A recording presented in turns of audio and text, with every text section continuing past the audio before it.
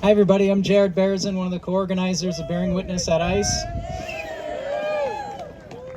It's been an honor over the past 30 weeks to stand with veterans who come and stand alongside with us. We please give a thank you to the veterans in attendance today and who have been coming each week. I want to thank you for not only upholding your oath to the Constitution while serving, but continuing to uphold it after serving. Thank you so much.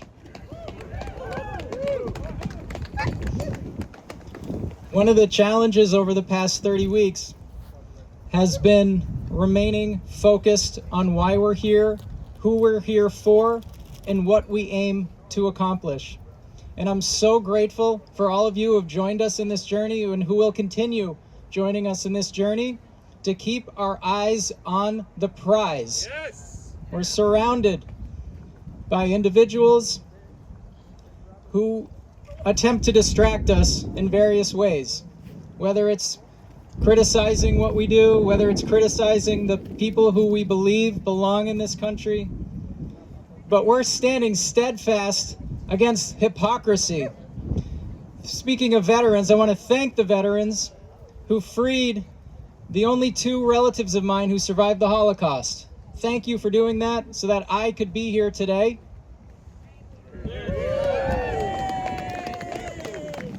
And watching so many people in this country who are eager to sign up and join ICE and join this government so that they can have absolute power over individuals who they deem to be subhuman. This rings a bell for many of us. And this is a bell we must stop from ringing. Yeah. Now I'm honored today to introduce our next guest speaker. This is somebody who knows that when there's trouble ahead and trouble behind, our role is to stand right where we are and fight like hell for justice. Yeah. Because we can always regret what we should have done yesterday. We can always worry about what's going to come tomorrow. But today, we're here, we're right now, bearing witness, engaging in nonviolent resistance. We're going to keep coming back here until everyone's rights are fully restored and respected in this country. So it's my honor to introduce Todd Palmer.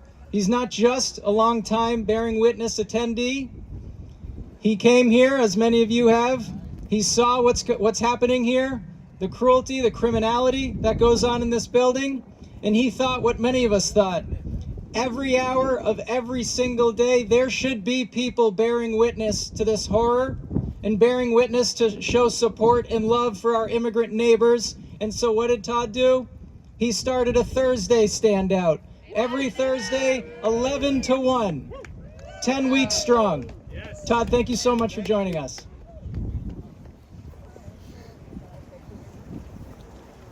Okay, now I'm kind of touched. Thank you, Jared.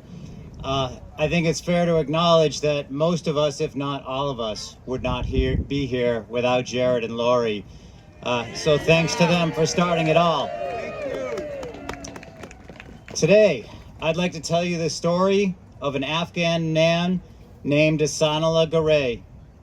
On Thursday, October 2nd, while right here at Justice for All, I was introduced to a man from Afghanistan named Abdul. Abdul told me his relative had been making food deliveries and needed directions. The man he chose to ask turned out to be an ICE agent, and he was immediately taken into custody. He was first taken here to Burlington, but soon transferred to Rhode Island. Is asking for directions probable cause? No. Do you think he was racially profiled? Yes. The Supreme Court may think that racial profiling is okay, but what do you think? No. Abdul told me he was very worried about his relative because he was very ill and in treatment. He showed me a doctor's letter on his phone. I scanned the first sentence and I saw the words brain cancer.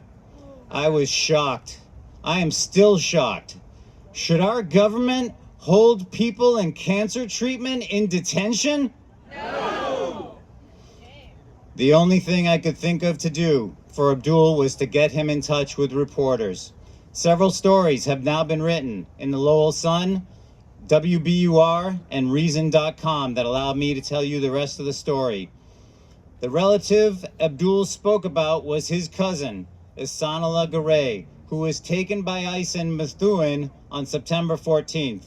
Ihsanullah came here from Afghanistan in 2021 on a student visa. After the U.S. military completed its withdrawal and the Taliban retook control, Ihsanullah applied for asylum.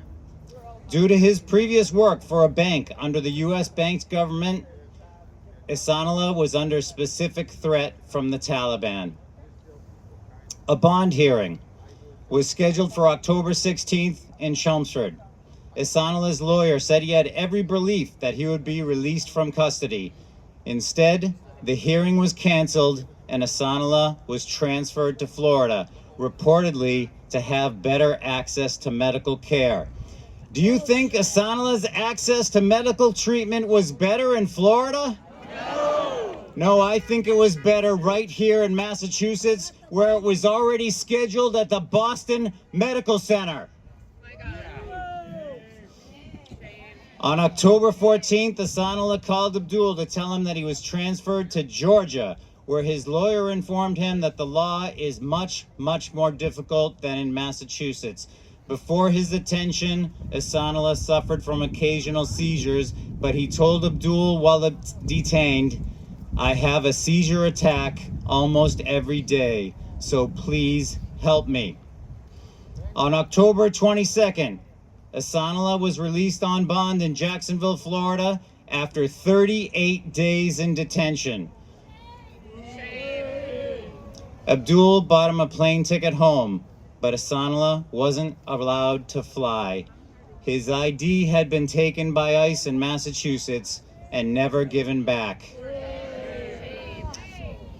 Abdul sent him to the bus station in a taxi and bought him a ticket home from Jacksonville, a bus trip that would take 36 hours. I had the pleasure of seeing Abdul again last Thursday, and incredibly, of meeting Ihsanullah right here on this green.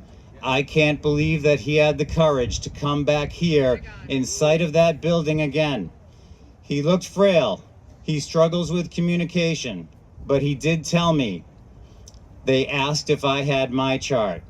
I thought that once I showed them, they would let me go. In one final cruelty, Ihsanullah has a hearing in immigration court December 11th in Georgia. His lawyer has filed a motion to move it here. What kind of a country does this to someone, to anyone? But 38 days in detention for a cancer patient in 4 different states? What kind of a country tries to deport an asylum applicant under credible threat from the Taliban?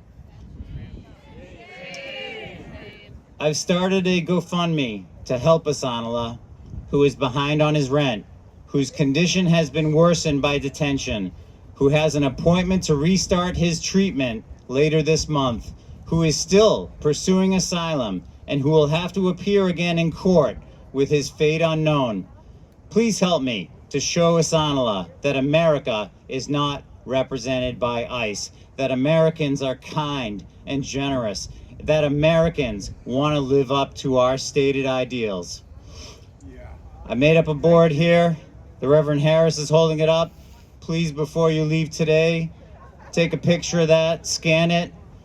If you can't donate, please share it on your social media. Maybe somebody in your network can. And if you don't do social media, I also have some printed copies. Please take one of those, give it to a neighbor, post it in your coffee shop. Whatever you can do would be most appreciated. I thank you all for listening. Thank you.